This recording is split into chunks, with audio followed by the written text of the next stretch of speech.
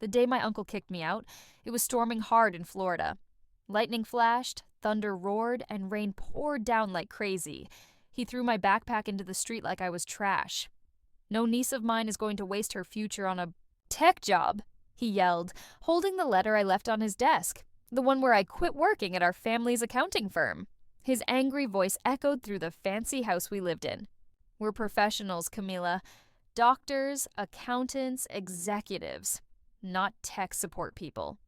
I watched my bag land in a puddle. My coding project, something I created to fight money scams, was safe online. But it still hurt. That bag had my laptop, my journals, and memories of the only home I ever had. "T.O., please," I said quietly. "This job at FinSafe is just a start. I have a plan." "A plan?" He laughed harshly. "Camila Vega, you had a real future. A promotion at the firm, an engagement to Paul Ramirez, a normal, respectable life, and now you want to throw it all away for some silly startup dream?" My aunt stood in the doorway, looking unsure. "Paul's family invited us to brunch on Sunday. He still wants to talk to you?" "I ended the engagement because I want my own career, Tia. I don't want to marry into success. I want to build it myself." My uncle's face turned cold. "You're throwing away a Wharton degree to fix tech problems? You'll be nothing." If he had read my business plan, he would have known that the tech job was just my way to study FinSafe's system, to learn how it works, so I could build something better. But he never cared to listen. "Go," he said. "Chase your nonsense, but don't come back crying when it all fails." "Mateo," my aunt whispered. But he slammed the door and said, "She's not my niece anymore." I stood in the rain, picking up my soaked bag with shaking hands. That day, I lost my family. But I started building my future. For 3 years, I kept coding in secret. I acted like I cared about boring money reports and tax rules, but I was building my fraud detection tool every night. I looked at my aunt, still standing in the doorway. Her hand rested on the frame like she didn't know if she should come help me or go back inside. "Tia," I said, "aren't you going to say anything?" She looked toward the house where Uncle Mateo was probably already having a drink, thinking he was right. "Maybe," she whispered. "Maybe in a few months when you realize this was a mistake." Then she slowly closed the door. I turned to look one last time at the house I grew up in. Red roof tiles, palm trees, and the big sign that said Vega and Vega CPA beside his shiny car. Then I got into my beat-up old Honda and drove away from the life they planned for me. My new place wasn't great. It was a tiny guest house in an old neighborhood. The plumbing barely worked, and there were bugs the size of golf balls. But it had fast internet and enough space for my computers. The tech support job at FinSafe paid very little. But I didn't care about the money. Every day, I answered boring questions about frozen screens and crashed websites. But secretly, I was studying how their systems worked and where they were weak. At night, I coded. What started as a simple idea in Excel was turning into a real fraud detection tool, one that could spot problems early and stop them fast. 2 months later, Paul called. "Camila, this has gone far enough. My dad says your uncle might take you back. We can still get married. Just stop chasing this dream." I hung up and blocked his number. 6 months after I left, it happened. My tool caught a hidden problem in the system, something even their best team missed. I reported it quietly. A few days later, they called me into a glass office high above the city. Mrs. Alvarez, the head of security, looked at me and asked, "How did you find this?" I looked her in the eyes. "I've been working on a new program. I can show you." 3 hours later, I walked out with my first contract. It wasn't huge, but it was mine. I left tech support and started working full-time on my dream. That night, I sent an email to my uncle and aunt. "Update. I'm not coming back." The reply came from my aunt's email, but I knew the words were my uncle's. "Tech support to junior developer. Not the future we wanted for a Wharton graduate. The Ramirez's still ask about you. Paul is unmarried. I didn't finish reading. I just closed the email and went back to my code. The next year flew by, full of coding, long nights, and progress. My tool got better and smarter. That first FinSafe deal opened doors. Then Stripe called. Then Apple. Then someone from the Department of Defense. I left the tiny guest house and moved into a small condo. Then a bigger one. Then a sleek loft in Tampa's tech district. I brought on one developer, then 3 more, then a team of 50. That's how Vega Guard Systems was born. But I kept my name off every filing. Let them think some anonymous cybersecurity prodigy was behind it. I had my reasons. My aunt's messages trickled in every few months. Links to Bar Association galas, or puff pieces about Paul Ramirez's political ambitions. I archived them without opening a single one. Meanwhile, offers poured in. Acquisitions, VC deals, billion-dollar buyouts. I turned them all down. I wanted control. I earned control. As headlines swirled about the mysterious founder of Vega Guard, I hired a charismatic CEO, Tyler Hunt, to be the face. He was perfect for interviews and investor calls. I stayed underground, coding, testing, improving. One afternoon, my chief of staff, Serena, knocked and peeked into my office. Camilla Forbes is asking again. They're doing the 30 under 30 list. Tell them to talk to Tyler, I said, eyes on my screen. They don't want Tyler. They know. They're publishing. With or without you. I froze. How? Probably that intern from FinSafe. He never signed the right ND. I leaned back, imagining my uncle's face the day he shoved my laptop into the rain. All those emails. All those warnings. Fine, I said. I'll do it. But I have one condition. 2 weeks later, I sat in my glass-walled office holding an advance copy of Forbes. Across the cover, in bold print, Camilla Vega, 26-year-old founder of Vega Guard Systems, youngest self-made cybersecurity billionaire. My phone buzzed. My aunt's name. I let it go to voicemail. If you've ever been underestimated, judged, or told your dreams were unrealistic, hit subscribe, because Camilla's story isn't over, and neither is yours. The Forbes article dropped on a Tuesday. By Wednesday, Uncle Mateo's accounting firm had lost 3 of its biggest clients to firms using modern cybersecurity solutions. By Thursday, they'd lost 5 more. My phone hadn't stopped buzzing. My aunt called 37 times. My uncle, 18. Even Paul Ramirez messaged me on LinkedIn. No doubt after hearing his father's consulting group lost 2 contracts over security. Concerns. Friday morning, Serena popped her head in. Camilla, your uncle and aunt are downstairs. I glanced up from my workstation. They brought backup, she added carefully. The Ramirezes, both senior and junior. Of course. This wasn't a family visit. This was a desperate, last-ditch business plea. They're not on the schedule, I said, tightening my blazer. No, but your uncle tried to strong-arm security with legal jargon. Your aunt's crying. I turned to the window.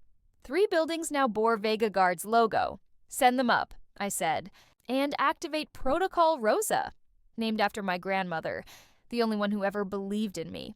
She secretly bought me my first computer. Now her name activated a live demo of every breach Vega Guard had prevented in the past 24 hours. Screens. Lit up in sync. Attack maps, defense logs, comparisons between compromised firms and our protected partners. The elevator dinged. Uncle Mateo barged in first, gripping Forbes like a legal brief. My aunt followed, eyes red. The Ramirezes trailed behind, stiff and uneasy. How dare you? Mateo barked. How dare you humiliate this family like this? Humiliate? I asked, calm. By building a billion-dollar company protecting firms like yours from hemorrhaging clients? Do go on. You lied to us, my aunt cried. Pretending to be some IT assistant, I never lied. You just never asked. I turned to Paul, too busy forwarding articles about his career, or pushing brunch invites to notice what I was building. Paul stepped forward, smile rehearsed. Camilla, come on. Maybe we can realign our goals. Merge interests? A merger? I echoed. I gestured toward the glowing displays. No one skips the audit, not even family.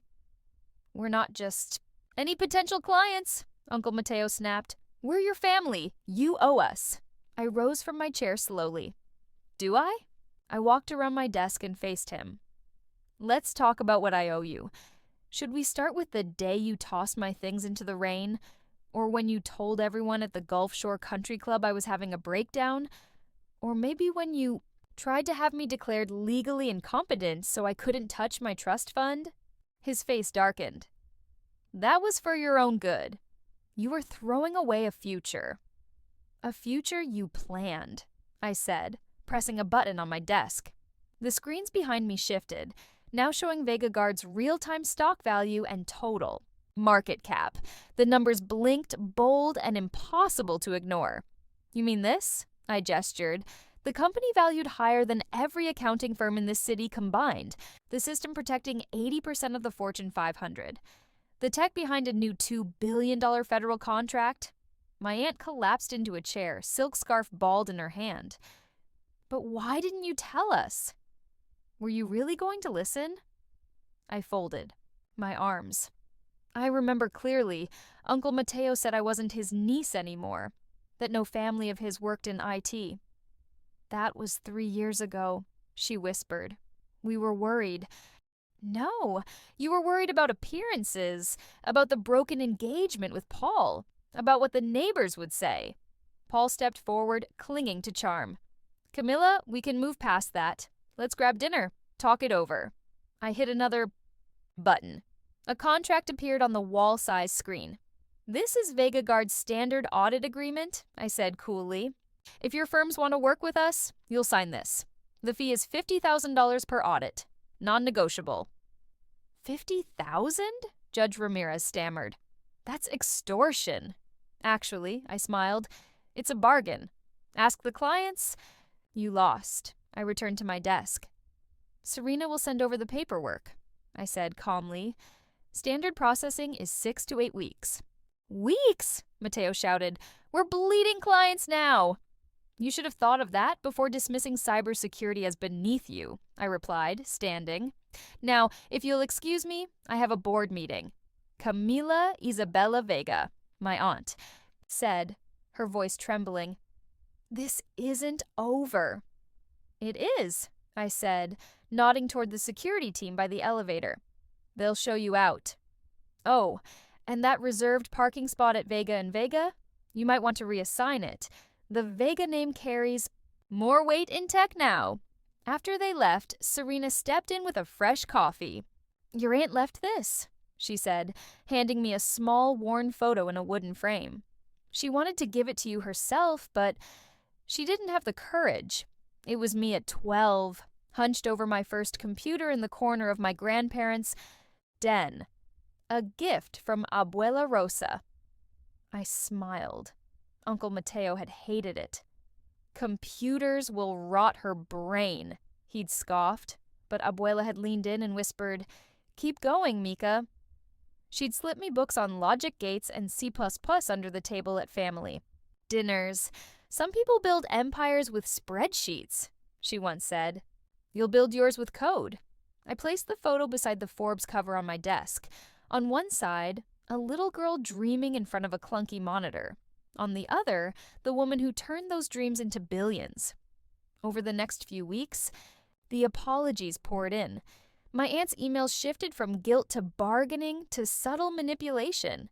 Mateo's firm submitted to our audit and paid in full. Paul Ramirez sent a cherry red Tesla to my building. I donated it to a local girls in tech nonprofit. I stayed focused. We rolled out a revolutionary new protocol powered by adaptive AI. Acquired 2 bleeding-edge startups. Quietly, my net worth doubled, then tripled. But none of that mattered as much as the date I'd circled in both my calendar and my heart. Abuela Rosa's birthday, the first since she passed. I visited her grave alone, laid down a bundle of roses, placed a laminated copy of the Forbes issue beside her headstone. You were right, Abuela, I whispered. I built something bigger than they ever imagined. I stood in silence until I sensed someone behind me. She looked smaller somehow, my aunt. Not scolding, not polished, just unsure. "The roses," she said softly. "That computer, it was her idea. I know she told you it was me, but it wasn't. I was against it. But she said you had fire, the kind she recognized." She held out another photo. It was Abuela and me, tangled in wires and laughing. She left this, and a letter. Told me to give them to you, if you ever succeeded, but I didn't think you would. Not in tech. I unfolded the letter. Abuela's handwriting, looping and warm. Nikama. If you're reading this, you've already proven them wrong. I always knew you would. Your parents never understood that true success isn't about following traditions. It's about creating new ones. Prove them wrong, mi niña brillante. Then prove them right about one thing, that you're still their daughter, even if you chose a different path. Love to Ayena, Abuela Rosa. I looked up at my aunt. Really looked. The tight pearls, the perfect hair, none of it could hide the weariness or the weight of regret. "I have a board meeting in an hour," I said, carefully folding the letter and slipping it into my drawer. "But maybe we could get coffee next week. Just us." Her eyes welled up. "I'd like that." It wasn't forgiveness. Not yet. But maybe it was the start of something new. That evening, I hung 2 things on my office wall. Abuela's letter and the photo of us with my first computer. Between them, I framed a single page of code, the original build of the protocol that started it all. My phone buzzed. Serena again. "Your uncle's firm passed the audit. Client agreement approved." I glanced at the wall. The 12-year-old me, grinning at a CRT monitor, the Forbes cover, the letter that told me I'd make it, long before I ever believed it myself. "Add a clause," I said. "They need to update the parking permit first. Vega Guard Systems has a nice ring to it, because sometimes success isn't about proving them wrong. Sometimes it's about proving yourself right. And sometimes, just sometimes, it's about building your own way home, even if it takes a billion-dollar bridge to get there. If you've ever been underestimated, pushed aside, or told your dreams, didn't matter. I hope my story reminded you that quiet strength is still strength. I built something powerful when no one believed in me, not to prove them wrong, but to prove me right." Leave a comment. Share your story, your turning point, or just a word of encouragement. I read everyone. And if you're still in the middle of your journey, here's my advice. Trust your spark, even when no one else can see it. Subscribe and stay with me. Because we're just getting started, and I'm not done building.